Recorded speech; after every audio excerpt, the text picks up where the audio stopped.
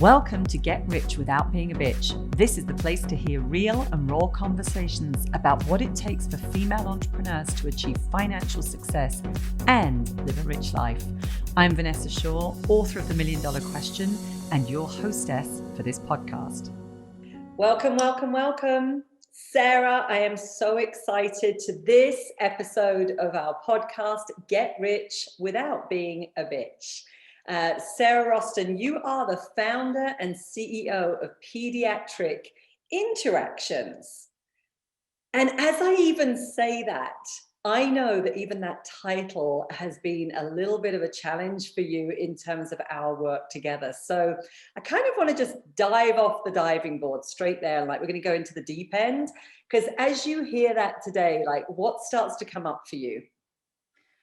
What comes up for me is like so many titles that I was wearing. You know, I was trained as a speech therapist. That's what I went to school to do. So I'm supposed to be a speech therapist. And then starting my own company, I became a business owner, and then I became a, leader and a manager and all these different titles. And I really had a hard time any party we went to, or when my husband would introduce me, what do you do? Well, I'm a speech therapist.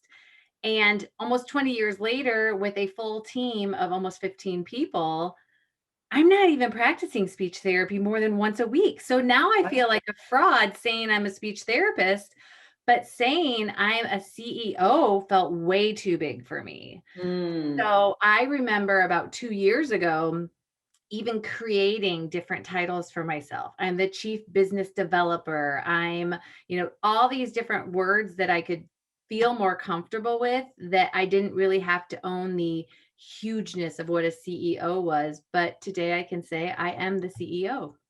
I love that. And what was it around, as you say, because I think we all go through that. I certainly know I have, right? Business coach, success coach, this. I mean, let me not have a title. I even did that for a while. Why do I have to have a title? I'm an entrepreneur, for heaven's sake. So it's like probably avoiding something at that point. So it's interesting, right, how we go through that. But what was it about really owning? Like, what was the scariness around owning that CEO title? I think that I was out loud admitting I was responsible. I was the ultimate last one responsible for everything. I knew I was. My bank account knew I was. My family knew I was. The company knew I was. But I didn't take that ownership of it. And I was still more along the ride with my company than driving and leading my company. So once I felt that I was doing more of the leading and driving and strategizing and going more having the but bringing along the company in a direction rather than floating along with where we were growing and developing and responding, then I felt that I was more comfortable with that. So I think a lot of it was mindset. A lot of it was having the tools. A lot of it was also my team. My team is amazing. And as they stepped up and they elevated themselves in the positions and became more responsible or accountable, and did things more independently, then that pushed me up. I love that, right? It's so interesting. I mean, there's so much that you said in there, right? It's like I wasn't driving and really leading the business, right? And at that point where you actually put yourself out in front, these aren't the words that you said, but again, you and I were working together at that time, but you did kind of put a stake in the ground, right? For what you really wanted. And how you wanted your business to be, and took that ownership and the responsibility of the role. Like, everything shifted. I'm going to give our audience a real teaser right now, because the reality is you shifted things in your business dramatically and rapidly. I mean, I've still got goosebumps as I think back to the journey that we've been on in a very short period of time. And so the kind of cliffhanger here is, for those people listening in, is like, there is an amazing turnaround story that you're about to listen to, in terms of where you're at today. But we're going to circle back to that. And I want us to backtrack. How long ago was it, Sarah? You and I were, I mean, interestingly enough, we had both invested in ourselves, and we were on a personal development program ourselves, which is where we met. So we kind of had that We were swim buddies, remember? We were swim buddies. We were there like to kind of, help one another, which I basically love that concept anyway for women, elevating one another and empowering one another. So I think that was just an amazing backdrop for them, what would happen next.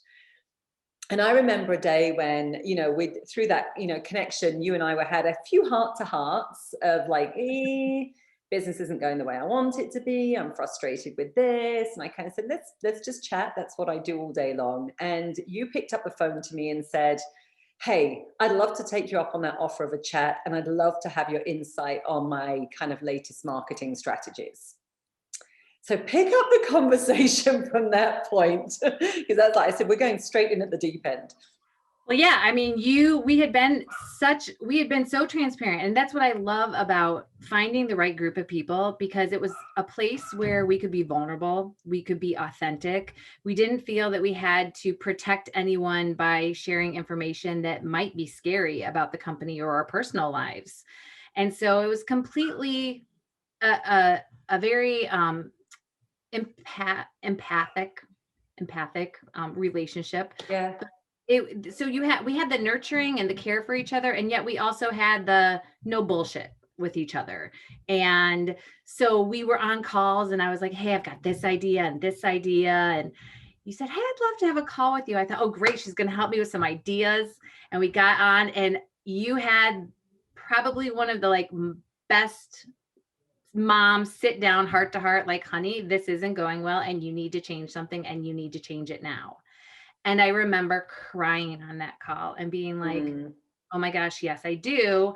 I couldn't admit it to myself because I was so drowning. I already knew I was drowning. I didn't realize everyone else knew I was drowning as much as I was. And I didn't know how. So I just felt like drowning, and getting a straw that was longer and longer and longer to breathe out of was my only way to survive. Yeah.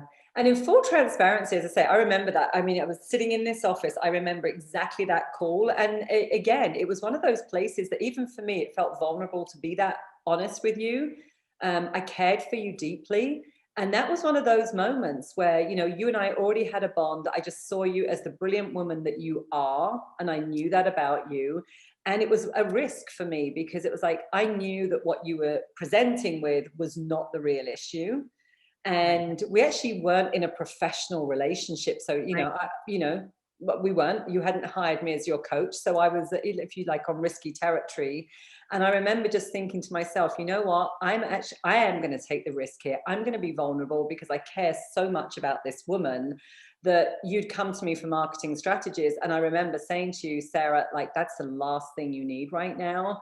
And I believe I used the words which are really tough to be on the receiving end of.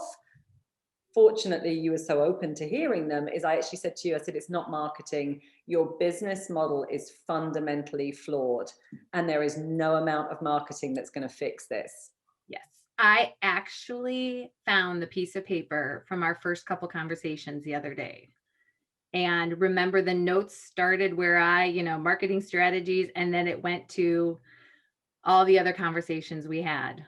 Yeah. So it was fun to see that. And then just, it was a year ago. It was February 2020 when we had our sit down, and then the shifts we made within 1 month.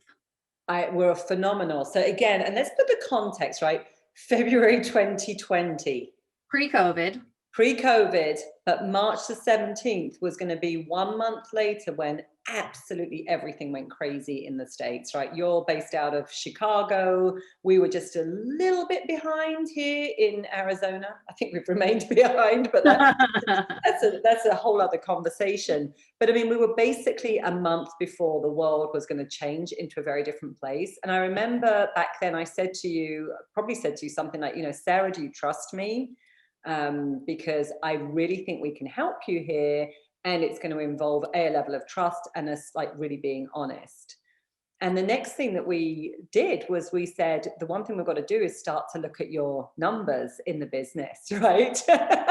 And if you're just listening in and you're not watching this and seeing the recording. And you can't see my sweaty palms right now. Exactly. It's like Sarah's eyes just went massive. It was like that. Like, what do you mean? So what was that experience like? You know, we brought in our financial coach and I said, we're going to run some analysis here. It's going to reveal some things, but what was happening for you at that time? Well, what was personally happening was I had gone to the bank. I couldn't get a higher loan of credit. I was maxed out. My credit cards were almost maxed out. We had taken personal lines of credit out. We had used that. And I had taken $80,000 of my own retirement money and put towards everything and went, next month, I don't know what's going to happen because I have no more reserve. I have used everything. So that's where I was. When we sat down and we looked at my numbers, it was more than just, okay, what couple of things can you cut from your expenses? I was looking at, I had a second location that wasn't profitable. I wasn't invested. It wasn't my desire and my passion to have this second location. And it was one of those things that I had rode along and let that happen with the business and wasn't in control of it. That cost me by closing that, saved me $17,000 to $20,000 for the year. So right then and there was a noose taken off my neck. We looked at therapist productivity, and our therapists weren't producing at the capacity that I was paying them. Yeah. And I remember having a very frank conversation with Bill, and he said, you need to let 2 people go. Yeah. And these people, I have people that have worked with me for almost 15 years.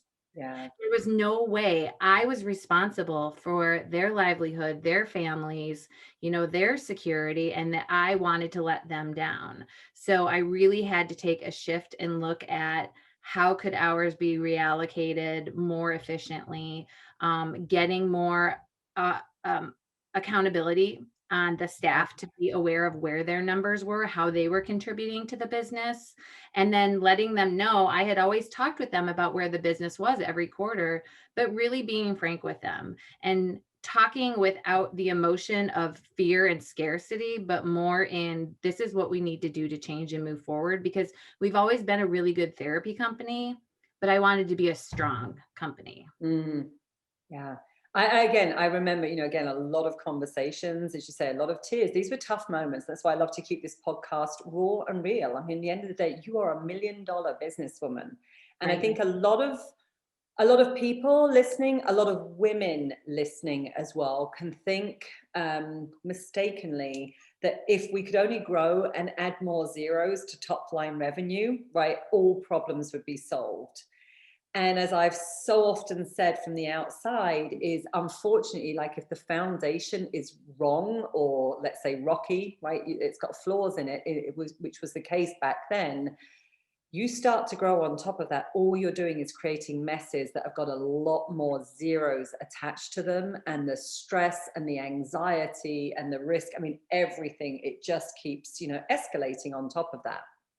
Oh, the amount of stress I was under a year ago, I wasn't sleeping at night. I was constantly thinking about the lack of money and that we didn't have money. I was constantly in fear of where was it going to come from. I had huge guilt. I was taking money out of my family's pocket. I was next going to my child's college fund to take money out to make payroll. And I was in essence stealing from my family. And the guilt I had around that. And, I have a very supportive husband that will let us do what we need to do to make the family grow. But I made the commitment after paying all those loans back, after paying back the IRA, and getting myself a salary. I was being paid less than any therapist. Yeah. And when I increased our salary and when I increased my salary, when I paid everything back, I looked my husband square in the eyes and said, I will always put our family first.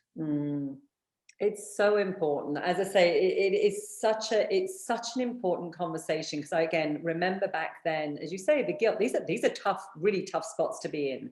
As you say, you've got people, you've built up a business, there's a lot of trust, there's a lot of loyalty. I remember that conversation was, but Vanessa, like, our company is like a family. That's how we operate. Yeah. And again, that tough conversation that I had with you was, Sarah, you've got to take care of your family first. Yeah. Right? It's you and your family first. You can't take care of everybody else if you are not taking care of you. And I think that's the key thing that I've probably learned in the last year is not only take care of me and my family first, but take care of me first. Mm, And I have to be happy. I have to be balanced because everything does trickle down from that. As a mom, I have to be in a good place myself in the mornings, have my routines, have my time, those things I need so that when I'm dealing with not finding a glove before we get on the bus, I'm not losing my shit. I'm not ready to break down on her. And then she goes to school anxious and upset because I lost a glove. No yeah, kid should have to worry about that. yeah. But I think that that's it, taking care of my family, but even more so what I've found to be valuable is taking care of me, taking that time during the day for me, and not having the guilt about it because I'm a way better person that way. Right. And isn't it, it's the irony, and of course our podcast is Get Rich Without Being a Bitch. And what's the irony of this? And I know you and I kind of said this in off air, so to speak. There's a lot of concern for women around who they may become, who they fear becoming as they become more successful and more wealthy. And I know that was certainly, and it's not for everybody, but for me, I certainly had this kind of messed up role model in my head that in order to get ahead, I had to become some sort of cold-hearted bitch, that was running everything by the numbers, that was just, very unemotional, that wasn't going to be empathetic. Basically, that I was going to lose every part of myself that I actually really love about me, right? Mm-hmm. And then when I realized, oh my gosh, like that mindset, right? That's just a very outdated mindset that's been handed down to me, and it's not the case. The irony is that, and we saw that with you, and I know I was kind of teasing you about it. It's kind of like, it wasn't like get rich, and be a bitch. It was almost like, well, I'm broke and struggling, and I actually am a bitch right now, right?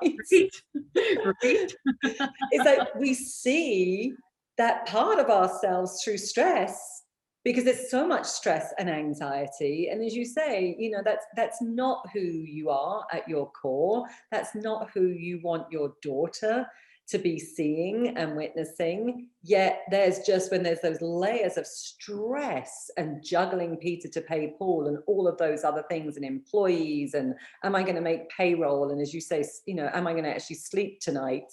Or am I going to be, trying to balance a checkbook on my, where am I going to get the next money from?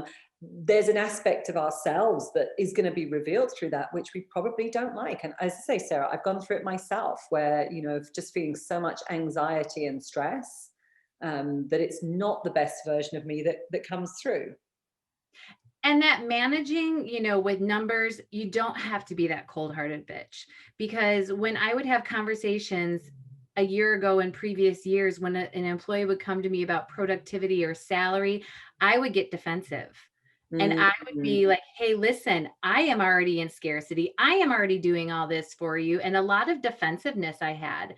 And now, having just recent conversations, I can look and have empathy of where they're coming from, listen to them. What are their needs? What are some of the underlying stories that they are saying about this situation? And then letting them know, here are some of the facts, and coming to some decisions together that we both feel good about, with some compromise. Yeah. Such a different place, right? It really is. And again, it all starts with you, as you say, like, let's take care of you. Let's get you a roadmap. So Mm-hmm. let's talk about some of the, as you say, and I was just taking notes again, and I know that you documented all of this, but the reality is, running $1 million, practice, maxed out credit, taken 80,000 out of retirement, maxed out a line of credit, as you say, your credit cards, everything was, you were constantly paying them down to use them again. The interest there, not paying yourself as well, which is one of my big red flags. It's like, and I get it, once in a while we have to do that as a business owner, right? There's, I probably don't know many business owners that haven't, but when it's a habit that we're not paying ourselves, or we're just trying to squeeze out what's left over, it's going to build a lot of resentments. You weren't paying yourself. No, and for 20 years, almost, 18 years, it was the same salary. And I remember when you threw a number at me, I thought this girl is flipping crazy. Insane. There is no way that I can get that much money for the business. And I also didn't value my role in the business enough and didn't think that I deserved that much either. Yeah. So what was it that started to shift that, right? Because I think that's, again, core. You're using, I mean, there's two words that I hear a lot. It's like really valuing myself and feeling worthy, right? Deserving of what I really want. What was it that really started to shift that for you? I think a lot of it was mindset. As we work together, I catch myself saying words like, well, I have to do this. And then, well, what does have to mean or should mean? And all the shoulds. And I think like those things and like leading versus pushing, so many like mindset shifts. I really had to start looking at the stories I was telling myself and Mm, looking at when a situation would occur, what am I making that mean? What am I making it mean about me? What am I making it mean about that other person? What do I want? What do I want for me? What do I want for them? What do I want for us? And being able to stop and think about those things and respond that way rather than responding reactively and impulsively and harshly. yeah. I love that. My dogs clearly loved that as well. They were going crazy there in the background. So let's also, right, so then, right, COVID hits. We've started to work Oh, together, and we're now we're in the turnaround plan, right? So we're in the turnaround plan, and now we have a massive pandemic. yep. Yet, within a few short months, you were starting to get some phenomenal results. So tell us about some of the, like, where did you get to? What were some of the results, right, really specifically, that you were able to create? Well, COVID was horrible. I mean, but it also was probably the best timing for me because I had so much fear around making any changes that people might think, oh, Sarah's just doing this for the business. She wants more money, or, maybe the business isn't doing good. And should I be scared and go find another job? So I had so much fear around making waves and Yeah. causing problems. We had wanted to introduce telepractice and been researching that the months before COVID hit. And yet the fear that the therapist had of, well, our family's going to want this, is insurance going to cover it? Am I going to know how to do it? Those kinds of things kept holding us back. And so COVID really went, you've got all the fear in the world here. So now go and make it, use it. So I got to use that time with my team to really stop and be able to put out new programs. We put out telepractice. We put out some online programs that were free for families to use. We had community groups that we created in Facebook. And we weren't scared of putting those products out when they weren't perfect. Yes. And we were offered a lot of grace because everyone was having problems logging into Zoom. It wasn't just a therapist that, you're paying and should have their stuff together. Absolutely. It also gave my therapist a chance we went down to 30% capacity. And so it gave the therapist a chance to go, okay, when I'm not seeing a client, what could I be doing to help the business grow? And so we strategized and created a lot of activities that the staff could do as far as growing the business, creating content. We did a lot of Facebook Lives. We created some online activities for families. So things that they could feel that they're using their skills for and be resourceful. And then I think that as they were building up their caseloads, they really understood the impact of what productivity looked like on the company. And so as we came back and we really managed more by statistics, giving KPIs, here is what's expected, and then having accountability to that, because they knew what the expectations were before, but we didn't hold anyone accountable. And so now when we would have accountability meetings, it would be, here's where you are, here's where you should be. What are some strategies we can do? So it wasn't just, you're not at your hours. Yeah. You're not making money for the company. And there wasn't that resentment I had also, but I'm still paying you. So a lot of that went away and a lot more strategies came together, and we've been able to collectively say as a group, these are things that help and teach each other and give each other support. Yeah, I love that. As you say, it's like once you start to get rid of some of that stress and anxiety, right, and get clear, that's the thing. You're an incredibly creative woman. I mean, you are never short. I wouldn't say an idea or two, I'd say like 10 or 20 ideas, right? And it's like channeling those. But I think that was the thing. It was like, then it's like we've got a game plan. We've released some of that anxiety and stress. And as you say, you've been able to get super creative, no longer being resentful of your team, but like really leading them, getting them involved. And as a result, you know, when other businesses or similar businesses were probably really stuck and struggling in COVID, here you were, you know, using that creativity to really turn things around. What ended up happening financially? Because that's going to be, I'm sure everyone listening in is like, okay, so what happened? There were lines of credit, things were maxed out. What happened next? Well, and I think just really quick, you know, you said lots of ideas. That was also a pitfall of mine, is I'd have these ideas and then I'd go, okay, we're along this path. Oop, shiny object, good idea. Let's go here. Oop, shiny object, let's go here.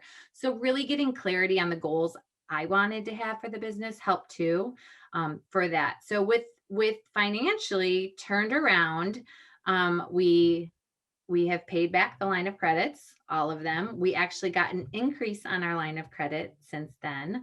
We have 0 credit card debt. We have, and I say we because this is a team effort. Of course. You know, we have paid back the IRA loan that I took. My salary, I have raised that to a more deserving. And what sort of percentage increase would that represent? 48% raise. And she knows her numbers, by the way. This is like a little sideline, but Sarah did not know any of her numbers and would never have been able to say that off. But like 48% raise, she's super proud of that. So we were at a place that we had found out in December that we hadn't been billing, and we had it was $1.2 million in past AR out there due. So we were very aggressive in collections and getting a company that was responsible, and getting my staff to do timely billing, and just different strategies around the billing aspect. So we were able to clean that up. We then, like I said, we closed the second clinic. We reviewed our spending, had an immediate freeze. So it was something that I wasn't offering compensation to things that I previously had been doing. And I was canceling all kinds of unnecessary subscriptions and programs and different things. It was also a time, though, that I was having to invest in some new programs and subscriptions in order to do some of the online programs that we wanted to be able to provide families, and then later build more programs that we could generate revenue from. So it was kind of because we did the one, we were able to do the other. There's no way in cutting $41,000 of expenses, I would have been able to purchase the new programs and plans that we have. Yeah. And how did you, I mean, again, in terms of, because again, anybody listening in, right, you were at the time when you said yes to yourself and yes to getting help and working with us, right? This is when everything was like maxed out. I mean, you were not in a good financial position. And I know a lot of people can see that as like irresponsible, or this is like, this is the last thing you should be doing investing in. And, or if anything, it's like cut. Now, I have to say, that's not my philosophy. You can't grow a business by only cutting, right? We have to do some of those things, but we need to also invest and think about growth. But in your mind, like, what was it that enabled you to make an investment in yourself when like your back was kind of up against a wall? Well, I think the initial investment that I made, I've always invested in myself, in my personal growth and development, and getting some leadership support. When I said yes to you, I really was saying yes to the business.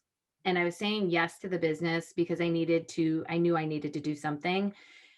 It probably wasn't until the summer. So I signed up with you in February, started in March. It probably wasn't till our call in July. And I vividly, you and I have very vivid conversations. I can tell you We exactly do. where I'm sitting at a beach house, sauna, my friend's family's beach house, looking out at a lake, and you talk to me about the next step and the next program.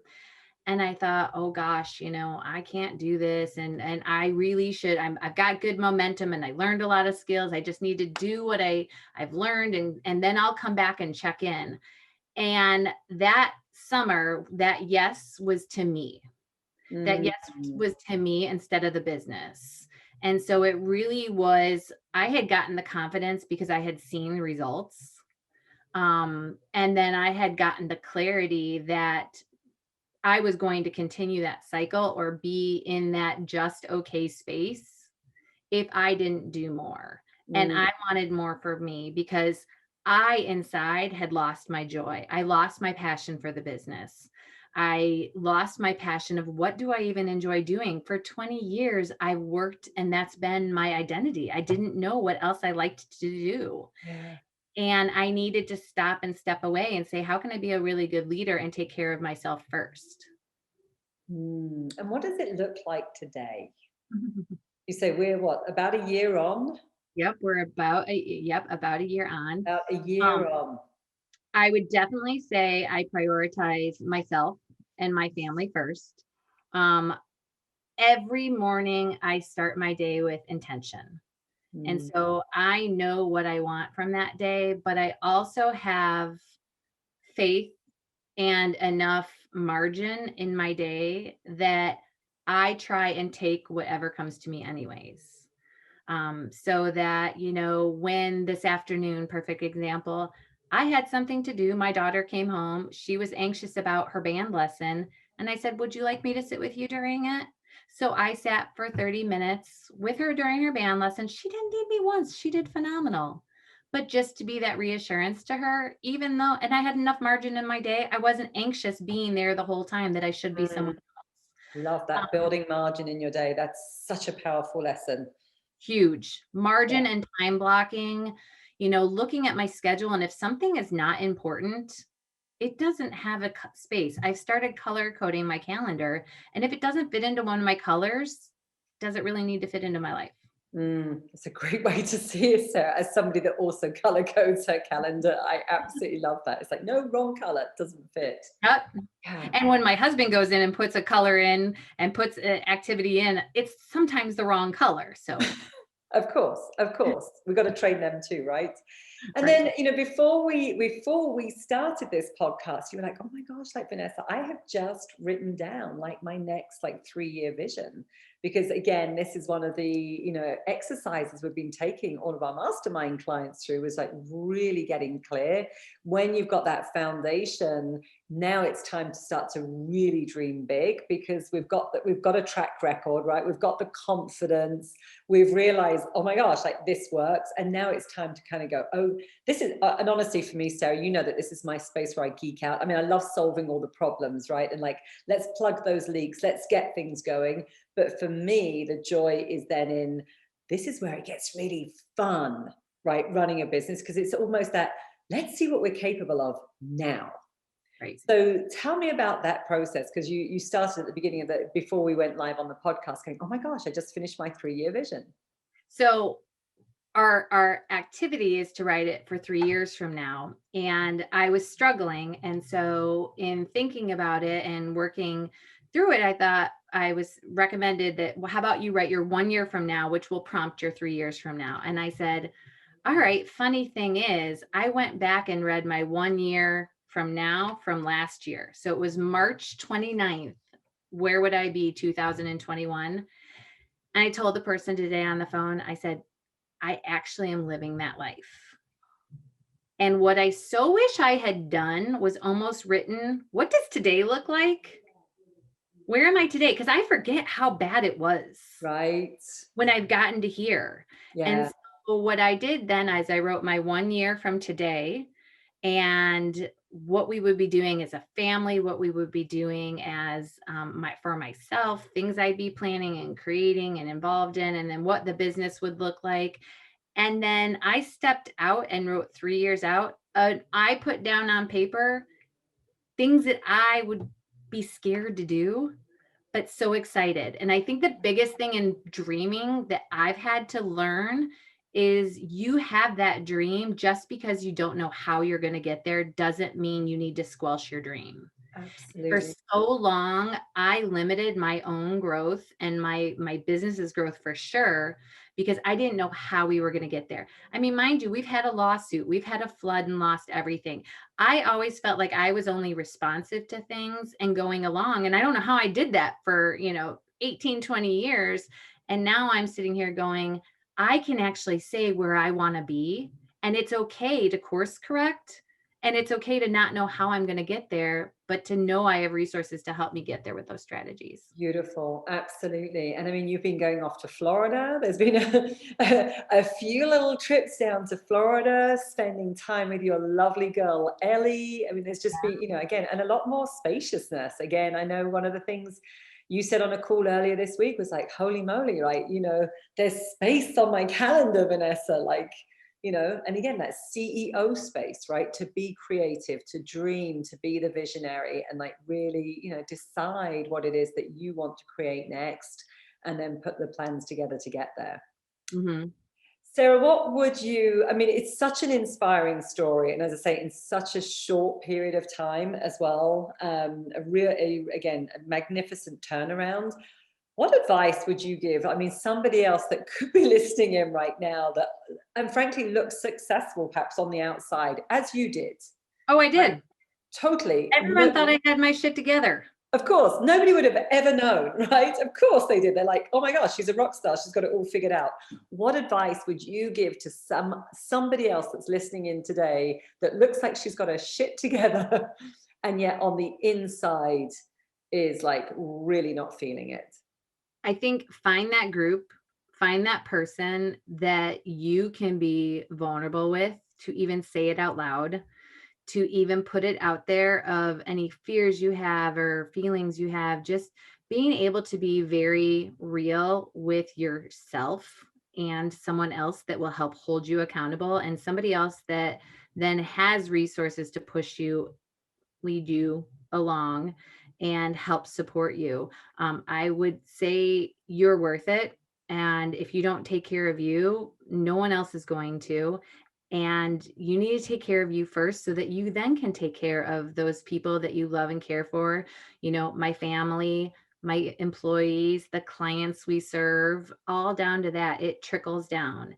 And so put you first, and the investment of time, of money, of fear, and being vulnerable, that emotional investment is so worth it.